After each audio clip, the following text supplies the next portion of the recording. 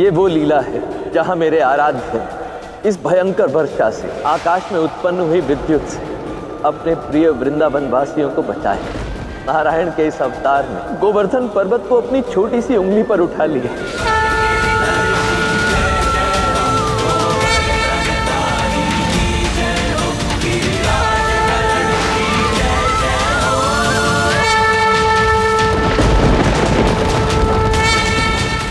हो क्या रहा है? सभी देवता अपने हाथ क्यों जोड़ रहे हैं और वहां ऐसा क्या घटित हो रहा है जो इन सभी को दिखाई दे रहा है और मुझे नहीं? नारायण नारायण, क्यों ठिठोली कर रहे हैं देवराज? आप देख नहीं रहे? क्या आपको मुझे देखकर यह प्रतीत हो रहा है कि मैं ठिठोली करने की मनोदशा में हूं? उचित यही होगा कि आप मुझे बताएं वहां घटित क्या हो रहा है।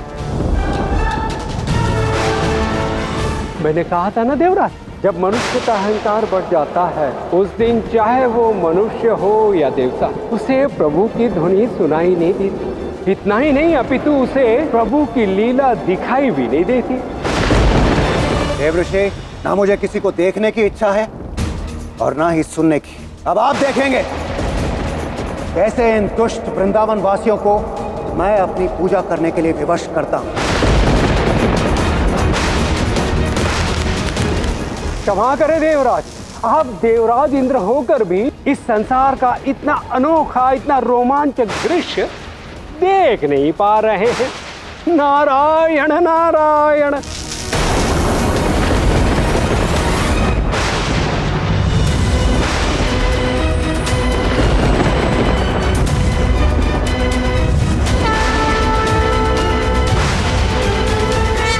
नारायण नारायण। सच में अद्भुत। अद्भुत। भला हम सब ये कैसे कर पाए? इतने विशाल पर्वत को कैसे उठा लिए? यहाँ सबके मन में अनेकों प्रश्न हैं कि जो कुछ भी हुआ, क्यों हुआ, कैसे हुआ, किसने किया, क्यों किया। परंतु तेरी मैया के मन में केवल एक ही प्रश्न है लल्ला।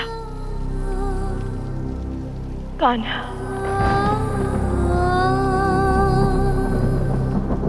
तू कौन है रे?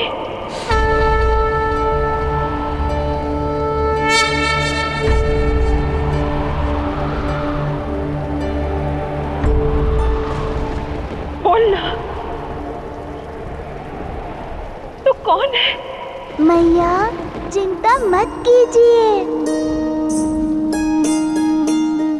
मैंने आपको वचन दिया है तो समय आने पर मैं आपको सब बताऊंगा। बस थोड़ा धीरज रखिए।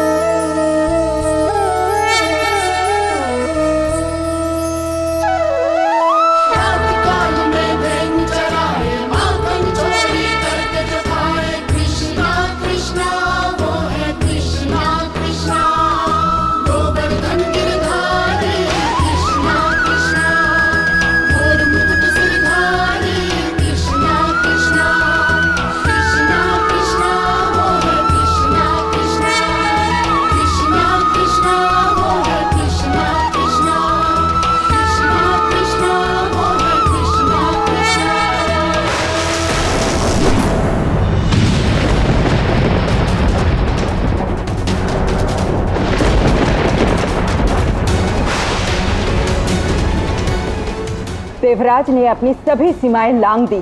उन्हें उनके इस दुस्साहस, इस उद्दंडता का दंड देने का समय आ गया है। गौरी,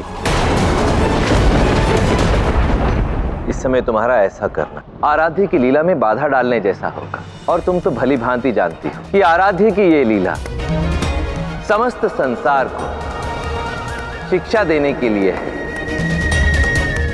और उनकी इस लीला में देवराज इंद्र दंड के पात्र नहीं, शिक्षा के पात्र हैं। उचित समय आने पर देवराज इंद्र को भी उनकी शिक्षा अवश्य प्राप्त होगी। मैं आपसे सहमत हूँ माते, किंतु पिछले 6 दिनों से देवराज इंद्र के इस प्रकोप के कारण मेरे भ्राता वृंदावनवासी भूखे हैं, तृषित है, और उन्हें ये संकट केवल देवराज इंद्र के कारण सहना पड़ रहा है। मुझसे ये देखा नहीं जा रहा है माते।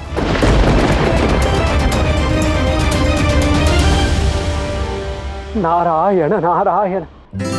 क्षमा करें माते, आप स्वयं जानती हैं कि वहां आपके भ्राता स्वयं नारायण भी तो खड़े हैं, और जहां नारायण खड़े हो वहां ना कभी कोई प्रकोप सहन कर सकता है और ना ही किसी को कष्ट हो सकता है माते। बस केवल आपको अपने भ्राता की लीलाओं पर विश्वास रखना होगा माते। आपने उचित कहा देवऋषि। गौरी, तुम तो आराध्य की लीलाओं से भली भांति परिचित हो, इसलिए व्यर्थ की चिंता छोड़ो और मेरे आराध्य की इस गोवर्धन लीला का आनंद उठाओ, क्योंकि शीघ्र ही कुछ ऐसा होने जा रहा है जो आज से पहले हम सभी ने कभी नहीं देखा।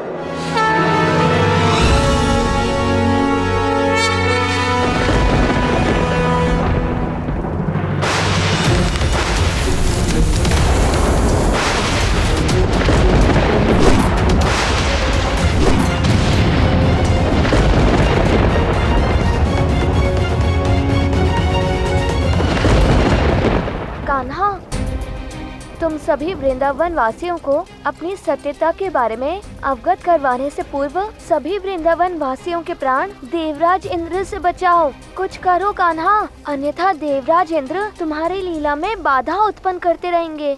दाऊ, जब तक मैं ना चाहूँ कोई भी मेरी लीला में बाधा उत्पन्न नहीं कर सकता। इस समस्त संसार में जो भी होता है मेरी इच्छा से ही होता है। हाँ हाँ कान्हा, मुझे ज्ञात है, किंतु इस वर्षा और आंधी का क्या? इसे रोकना तो होगा ना। इसका भी समाधान है दाऊ।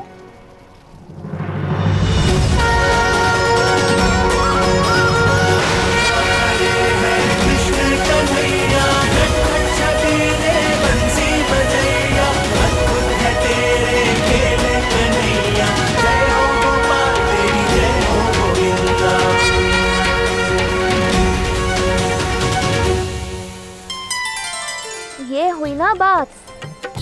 अब इससे देवराज का अहंकार एक ही क्षण में उतर जाएगा। आराम से अपनी लीला करो और सबको तुम्हारी कथा सुनाओ। मैं तो स्वयं सब कुछ ज्ञात होने के पश्चात भी तुम्हारी लीला देखने को उत्सुक हूँ। अब सभी को मेरे वास्तविकता का बोध कराने का समय आ गया है दाऊ। मैया, बाबा, राधा रानी और अन्य सभी वृंदावन वासियों को मैं कौन हूँ ये ज्ञात होने से पूर्व आपका ये जानना आवश्यक है कि मेरा अस्तित्व क्या है, मेरी जन्म कथा क्या है। अपनी जन्म कथा से प्रारंभ करूं तो मेरा जन्म ममता की एक पुकार से हुआ है। मेरा विश्वास है एक दिन मेरा लल्ला भी मेरी पुकार पर खिंचा चला आएगा। ये तो बताओ कि हमारा लल्ला कैसा होगा? रूप ऐसा कि संसार में कभी किसी ने न देखा होगा। मैया,